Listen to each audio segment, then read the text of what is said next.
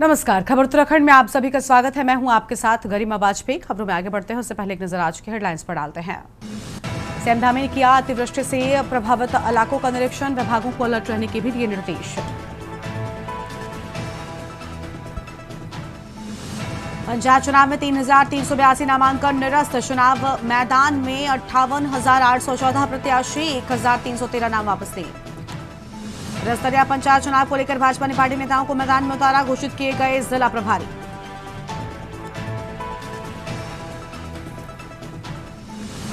Solar परियोजना की क्षमता बढ़ाने पर ऑप्टो इलेक्ट्रॉनिक को झटका, नियामक आयोग ने खारिज की याचिका। हरिद्वार में कांवड़ खंडित होने पर कांवड़ियों ने किया हंगामा, 3 गाड़ियों में तोड़फोड़, प्रशासन लिखी गाड़ी को भी पहुंचाया नुकसान। देहरादून से जाने वाले वाहनों के लिए आज से डाइवर्ट रहेंगे कई रूट, एडवाइजरी जारी हुई।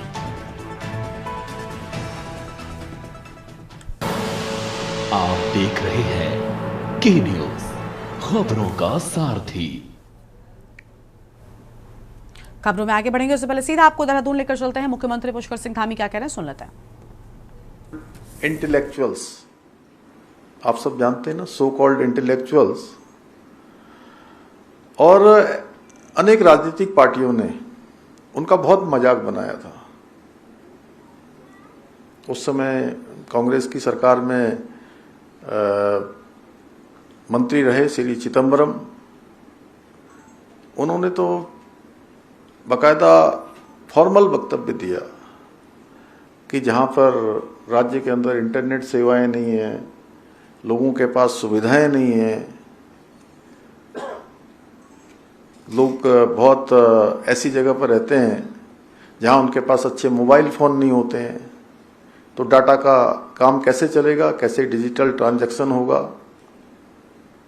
भाइयों बहनों, जब नीति और नियत साफ हो और कोई भी काम अच्छे मन से किया जा रहा हो, सच्चे मन से किया जा रहा हो, तो रास्ता स्वयं बन जाता है। और उसी का परिणाम है कि आज ये डिजिटल क्रांति भारत के गांव-गांव में पहुंच गई है। और वही लोग जो इस प्रकार की बातें करते थे, आज दांतों तले उंगलियां दबा रहे हैं, जब पूरी दुनिया के अंदर हम लोग देख रहे हैं कि पूरी दुनिया का 50% से अधिक डिजिटल ट्रांजैक्शन अगर दुनिया के किसी देश में हो रहा है तो हमारे देश भारत में हो रहा है। और बड़ा अच्छा लगता है। और सच में कि जब हम देखते हैं रेहड़ी वाले, सब्जी वाले, ठेले वाले, चाय वाले, छोटे दुकान वाले, और अभी दीपावली के अवसर पर तो मैं भी जो हमारे कुम्हारों के द्वारा बनाए हुए मिट्टी के दिए, मिट्टी के खिलौने जब खरीदने गया, यहीं बिंदाल पुल पर खजानदार उमेश भाई, कहो भाई, बिंदाल पुल पर बड़ी दुकान लगी है और हर दुकान पर आप मतलब उस पर डिजिटल ट्रांजैक्शन होता है। मैंने भी डिजिटल ट्रांजैक्शन किया, आप लोग भी करते होंगे, आप लोग तो करते ही हैं करवाते भी हैं। तो ये सचमुच में बहुत बड़ी क्रांति है। और आप जैसे हजारों ग्राम स्तर पर काम करने वाले उद्यमी इस बात के गवाह हैं कि जब नियत ठीक है तो मंजिल अवश्य मिलेगी। संकल्प यदि विकल्प रहित है तो संकल्प अवश्य पूरा होगा, सपने जरूर पूरे होंगे, मंजिल जरूर हमको मिलेगी। ये इस बात का साक्षात प्रमाण है।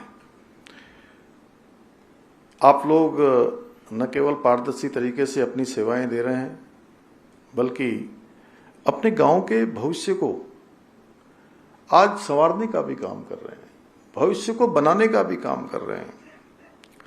जहां एक आम नागरिक, एक बुजुर्ग, एक किसान, एक छात्र अपने ही गांव में रहकर, एक हमारी घर की माता बहन सरकारी योजनाओं की अपने घर में रहकर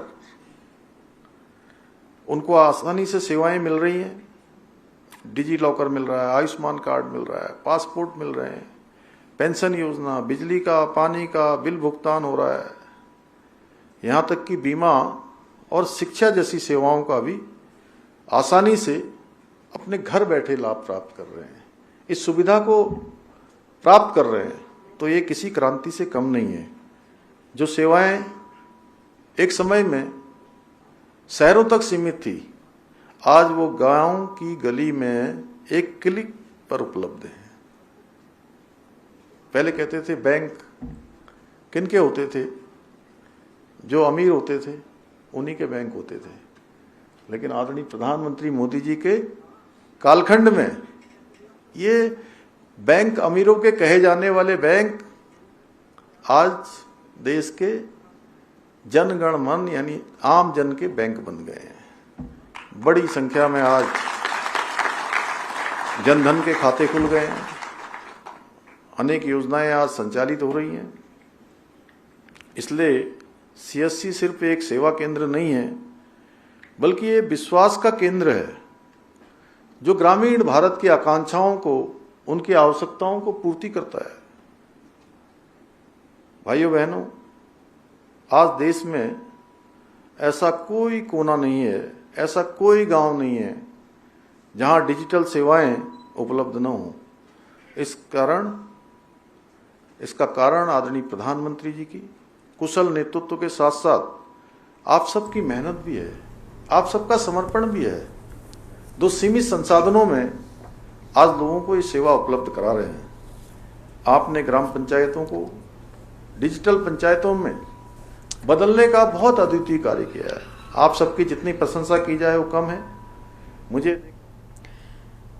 देहरादून से आप सुन रहे थे मुख्यमंत्री पुष्कर सिंह धामी को, जिनकी ओर से अहम बातें कही गई हैं। वापस से रुक कर लेते हैं अहम खबरों की ओर। देहरादून से अहम खबर आपको बताते हैं, जहां पर कुंभ मेला 2027 की तैयारियों में तेजी। गंगा कॉरिडोर का काम पकड़ेगा रफ्तार। मुख्य सचिव ने की ऋषिकेश गंगा कॉरिडोर की समीक्षा। 15 दिनों में प्रस्ताव को अंतिम रूप देने के निर्देश। आरती स्थल के लिए एंट्री एग्जिट प्लान, प्राथमिकता वाले कार्य शीघ्र होंगे पूरे। कुंभ मेला 2027 की तैयारियों में तेजी। गंगा कॉरिडोर का काम पकड़ेगा रफ्तार। बड़ी जानकारी आपको बता दें, गंगा कॉरिडोर का काम पकड़ेगा रफ्तार, ये अहम खबर आपको हम बता रहे हैं।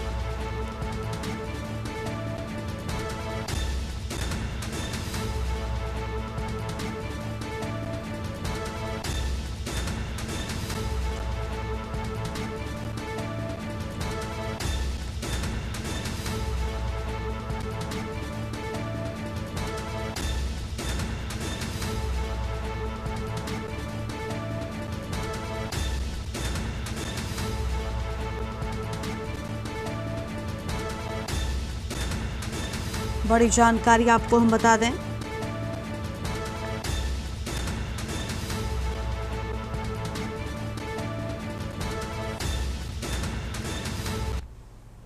आगे बढ़ेंगे खबरों की ओर। हरिद्वार से बड़ी खबर आपको बताते हैं, जहां पर हर की पैड़ी पर स्वामी यशवीर की अनोखी पहल। कामड़कारी घरों को भेंट के धार्मिक प्रतीक। हिंदू श्रद्धालुओं से सिर्फ हिंदू दुकानों से खरीद की अपील की। कांवड़ न मिले तो खुद बनाए। स्वामी यशवीर की ओर से आम बातें सामने आई हैं। संत समाज ने कांवड़ शुद्धता पर तेज किया अभियान। विहिप कार्यकर्ता और महामंडलेश्वर मौजूद रहे। हर की पैड़ी पर स्वामी यशवीर की अनोखी पहल। कांवड़ कारीगरों को भेंट के धार्मिक प्रतीक। बड़ी जानकारी आपको हम बता रहे हैं।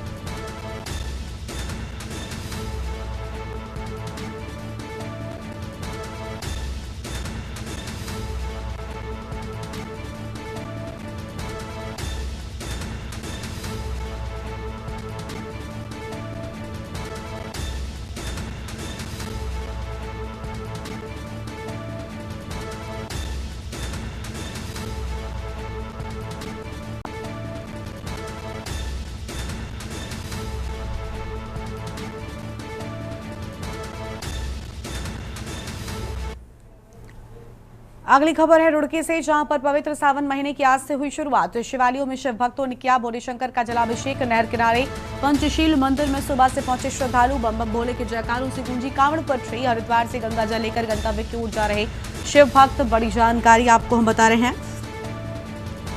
बड़ी जानकारी आपको हम बता दें, जहां पर बम बम भोले के जयकारों से गूंजी कांवड़ पटरी। ये अहम जानकारी आपको हम बता रहे हैं।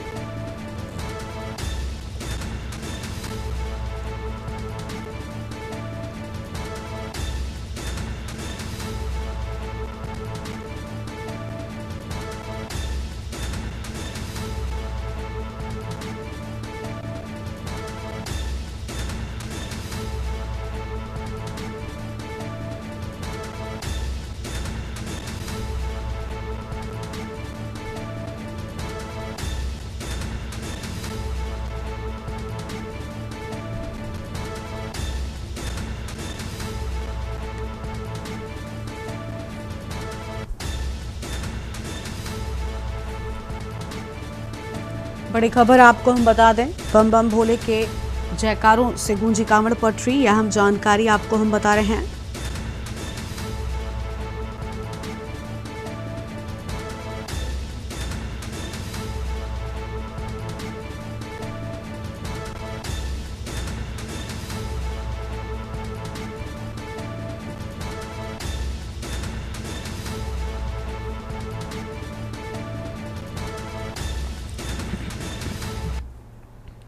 विकासनगर से अगली बड़ी खबर आपको बताते हैं। पुलिस को मिली बड़ी सफलता, 125 किलोग्राम डायनामाइट बरामद। चेकिंग के दौरान ऑल्टो कार से 3 आरोपियों को गिरफ्तार किया गया है। 5 पेटियों में रखा था विस्फोटक सामग्री। आरोपियों पर केस दर्ज, पुलिस कर रही जांच पड़ताल। त्योड़ी थाना क्षेत्र का पूरा मामला सामने आया है। बड़ी जानकारी आपको हम बता दें, त्योड़ी थाना क्षेत्र का पूरा मामला सामने आया। बड़ी खबर आपको हम बता रहे हैं।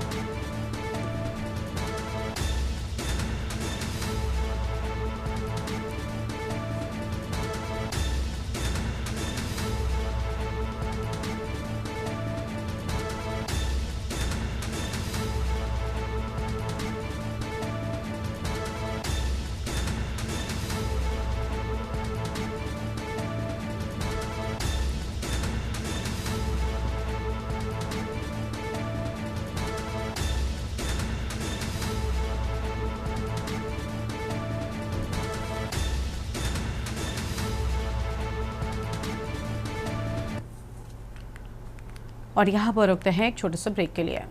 ब्रेक के बाद आप सभी का स्वागत है। देहरादून पुलिस को मिली बड़ी सफलता, 5 पेटियों में रखा डायनामाइट किया गया बरामद। 125 किलो विस्फोटक के साथ में 3 आरोपी गिरफ्तार। एसएसपी के निर्देश पर दून पुलिस ने चलाया चेकिंग अभियान। अहम जानकारी आपको हम बता रहे हैं। 5 पेटियों में रखा डायनामाइट बरामद किए जाने की बात सामने आई है। 125 किलोग्राम विस्फोटक के साथ में 3 आरोपियों को गिरफ्तार किए जाने की बात सामने आई। अहम खबर आपको हम बता रहे हैं।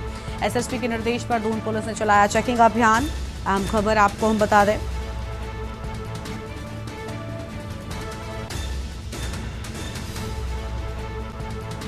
और इसी खबर पर बातचीत के लिए हमारे साथ हमारे माफ कीजिएगा ब्यूरो चीफ राजेश वर्मा जी जुड़ चुके हैं। राजेश जी, पूरी जानकारी क्या है? 125 किलो विस्फोटक के साथ ही 3 आरोपियों को भी गिरफ्तार कर लिया गया है। बिल्कुल गरिमा, देखिए उत्तराखंड में चारधाम यात्रा के साथ साथ आज से कांवड़ यात्रा का भी आगाज हो चुका है और कड़ी सुरक्षा जो है देहरादून एसएसपी अजय सिंह के द्वारा जो है सभी बॉर्डर लाइन जो है उस पर की जा रही है। दिन रात ये चेकिंग जो चल रही है और इसमें आज एक बड़ी सफलता जो है वो कहीं ना कहीं देहरादून पुलिस को यहाँ पर मिली है, जिसमें भारी मात्रा में विस्फोटक पदार्थ जो है वो पाए गए हैं। जो हरियाणा के ये लोग हैं, ये 3 लोग अभियुक्तों को जो है पुलिस ने मौके से गिरफ्तार कर दिया है और साथ ही में इनके कब्जे से जो है 5 पेटियां के साथ जो है 125 ग्राम जो है डायनामाइट जो है वो बरामद हुआ है। देखिए आरडीएक्स मिलना एक बड़ी बात है और क्योंकि लगातार हम जैसे आपको बता रहे हैं कि बड़ी संख्या में श्रद्धालुओं का उत्तराखंड में आना जाना जो है वो शुरू हो चुका है। आज से कांवड़ यात्रा के करोड़ों श्रद्धालु जो है वो कांवड़िए यहाँ पर पहुंच रहे हैं और कहीं ना कहीं ये सुरक्षा दृष्टि से भी अगर देखा जाए तो एक बड़ी पुलिस की कामयाबी है। लेकिन अभी इन अभियुक्तों को पूछताछ के लिए पुलिस हिरासत में ले लिया गया है। अब जो विस्फोटक किस वजह से यहाँ पर लाया जा रहा था, क्या इनकी मंशा थी और क्या इसका प्रयोग होना है, ये तमाम ऐसे पहलू है जांच के विषय है, जिससे अभी पुलिस जो है थोड़ी देर में पूरे मामले का ब्रीफिंग करेगी। लेकिन फिलहाल एक बड़ी कामयाबी जो है वो देहरादून पुलिस को मिल चुकी है। एक बड़ा बिल्कुल राजेश जी, कामयाबी कह लें या फिर कहीं ना कहीं हम कह दें लापरवाही भी, क्योंकि आखिर 5 पेटियों में रखा डायनामाइट यहाँ तक कैसे पहुंचा ये अब तक पता नहीं लग पाया था। गलीमत रही कि सही वक्त पर इसकी जानकारी हो गई, क्योंकि जिस तरीके से श्रद्धालुओं का जमावड़ा लगने वाला है, कांवड़ की शुरुआत जैसा आपने भी कहा हो चुकी है, एक बड़ा हादसा भी हो सकता था, बड़ी घटना हो सकती थी।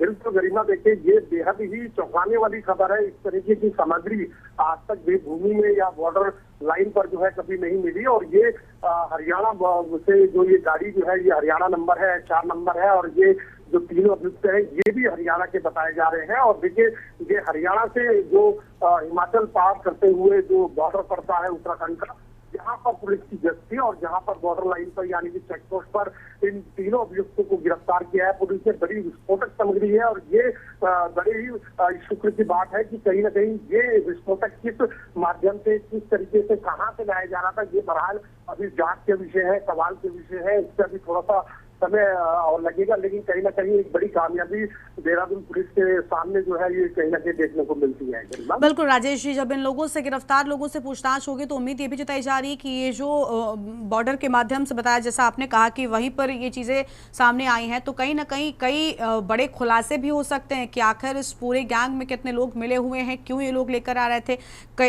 कई सारे गैंग के खुलासे हो सकते हैं।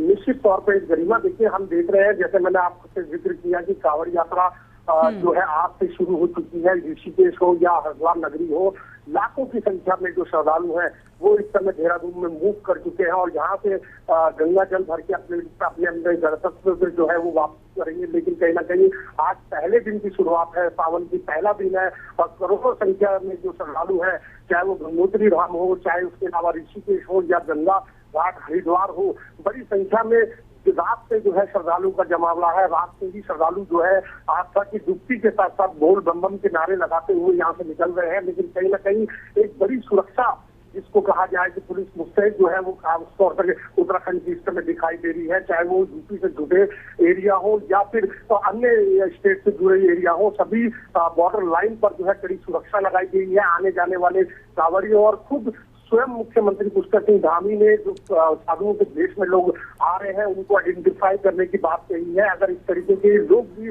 भीड़ में कोई बड़ी हरकत ना करें तो ये सारे सुरक्षा के इंतजाम जो है वो यहाँ पर किए गए हैं। बहुत शुक्रिया आपका राजेश जी, हमारे साथ जुड़ने के लिए, अहम जानकारी के लिए। अहम खबर आपको हम बता रहे हैं।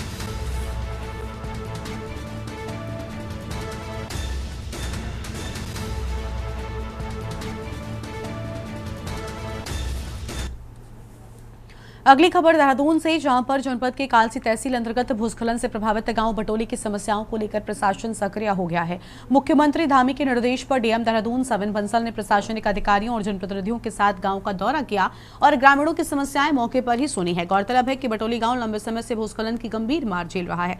भारी बारिश और भूस्खलन के चलते यहाँ का मुख्य मार्ग पूरी तरीके से क्षतिग्रस्त हो चुका है। रास्ता धंसने के चलते गहरी खाई बन गई है, जिससे गाँव तक पहुंचना बहुत मुश्किल हो गया है। डीएम सविन बंसल ने पैदल ही खतरनाक पहाड़ी रास्तों और खाइयों को पार कर गांव तक पहुंचकर ग्रामीणों की समस्याएं सुनी। उनके साथ सहसपुर विधायक सहदेव सिंह पुंडीर और कई संबंधित विभागों के अधिकारी भी मौजूद रहे।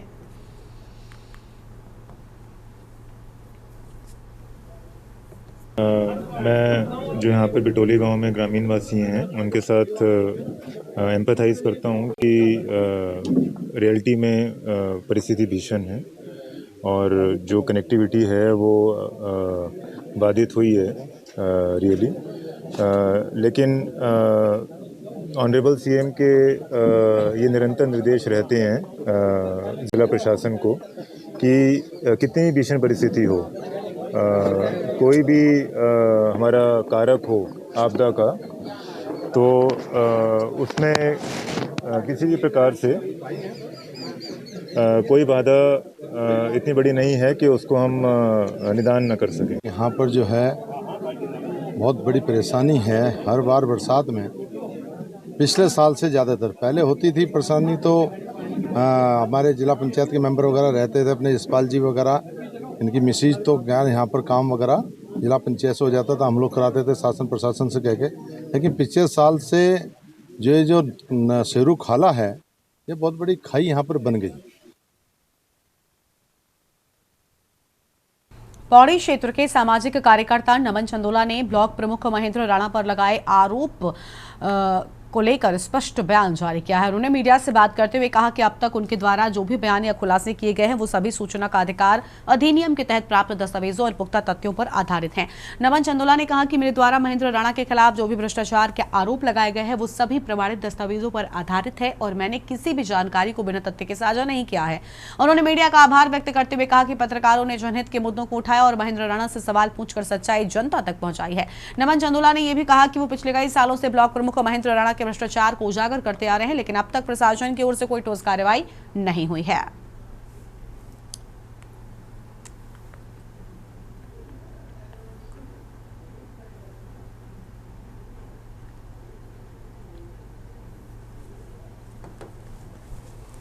के भ्रष्टाचार के जितने भी अभी तक हमने सबूत आप सभी के बीच रखे हैं वो पूरी तरह से आरटीआई के द्वारा प्राप्त जानकारी के आधार पर पेश किए गए थे महेंद्र राणा के द्वारा जिस तरह से ये शब्द इस्तेमाल किए गए हैं कि ये कहीं ना कहीं उनकी छवि को ख़राब करने का काम किया जा रहा है, ये पूरी तरह से निराधार है।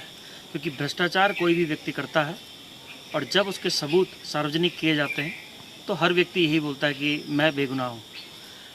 रही बात तो महेंद्र राणा के द्वारा ये कहने की हमारी आर्थिकी के स्रोत क्या है, तो महेंद्र राणा खुद मेरे साथ मेरे घर चल सकते हैं और मेरा रहन सहन और मेरा खान पान देख सकते हैं।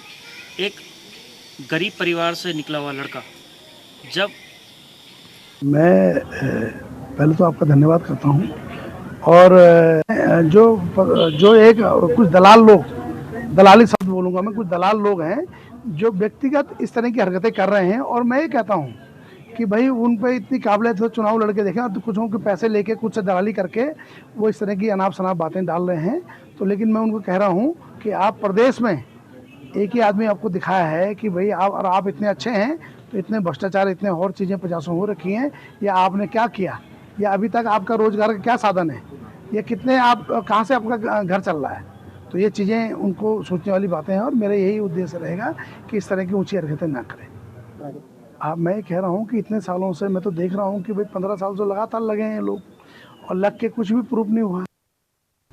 पंचायत चुनाव को लेकर पुलिस भी अलर्ट मोड पर आ गई है। चुनाव के दौरान अवैध रूप से शराब और रुपयों के परिवहन पर रोकथाम के लिए एसपी की अगुवाई में पुलिस ने अभियान चलाया है। इस दौरान पुलिस ने वाहनों की चेकिंग की।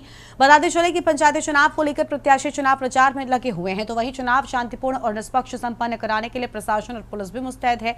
एसपी डॉक्टर जगदीश चंद्रा की अगुवाई में पुलिस टीम ने नैनीताल के विभिन्न क्षेत्रों में चेकिंग अभियान चलाया। इस दौरान वाहनों की चेकिंग की गई। एसपी ने कहा कि चुनाव में अवैध रूप से शराब व रुपयों का परिवहन न किया जाए, इसकी रोकथाम को लेकर जिले के विभिन्न क्षेत्रों में चेकिंग की जा रही है। साथ ही संदिग्ध लोगों पर भी पुलिस नजर बनाए हुए है। फिलहाल चेकिंग में कुछ भी गैर कानूनी बरामदगी अब तक नहीं हुई है।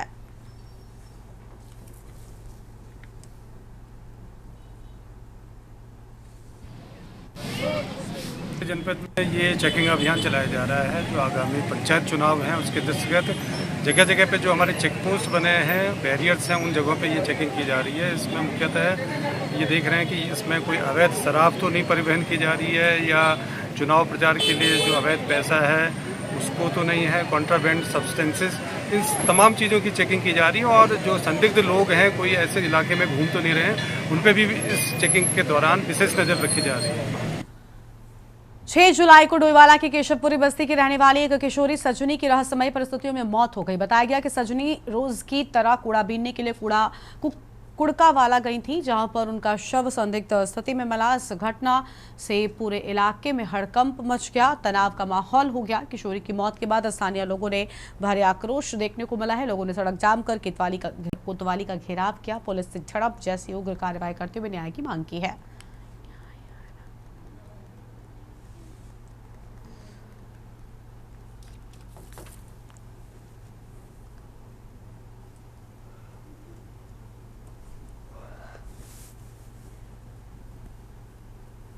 आपका बेटी था कितना ही बड़ा हो, हम मेरा साथ कर उसका सामना हमारे लड़की के साथ ना बहुत गलत किया, हमारा न्याय होना चाहिए। क्या वो लड़का दिखाई दे रहा है क्या कहीं? हमें इंसाफ चाहिए सर, हमें इंसाफ चाहिए।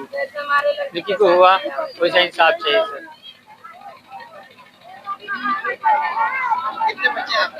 हमारे दो लड़की 2 लड़के 4 बच्चे। मेरा ये कहना है खत्म हो। पुलिस ने हम तब भी खड़े थे, हम आज भी खड़े अन्याय मिलते तो हम सजनी नहीं, अन्याय मिलते सर तो हम आपको साथ हम इस आदमी को चाहे कोई भी कमजोर शुरुआत से चली गई ना, हंसता खेलता चेहरा और एकदम एक ऐसी घटना हुई और बच्ची हमारे पीछे नहीं रही। बस हम यही चाहते हैं शासन प्रशासन सत्ता और जो कि वर्तमान में अपनी धामी सरकार है, इसके लिए बहुत दृढ़ संकल्पित है कि किसी प्रकार भी हमारी बेटियों का शोषण ना हो। तो मुझे लगता है कि इसमें हमें न्याय मिलेगा और इसी न्याय के लिए हम लोग लड़ रहे हैं और लगातार लड़ेंगे। दोषी जो भी हो, जिन्होंने उस हस्ती खेलती जिंदगी को लीन लिया, दोषी कोई भी होंगे, पाताल में भी छुपेंगे। हमें उम्मीद है धामी सरकार उस पर कार्य करती है, उनको बाहर निकालेगी। इस बुलेटिन में इतना ही। तमाम बड़ी खबरों के लिए आप देखते रहिए KTV इंडिया। नमस्कार।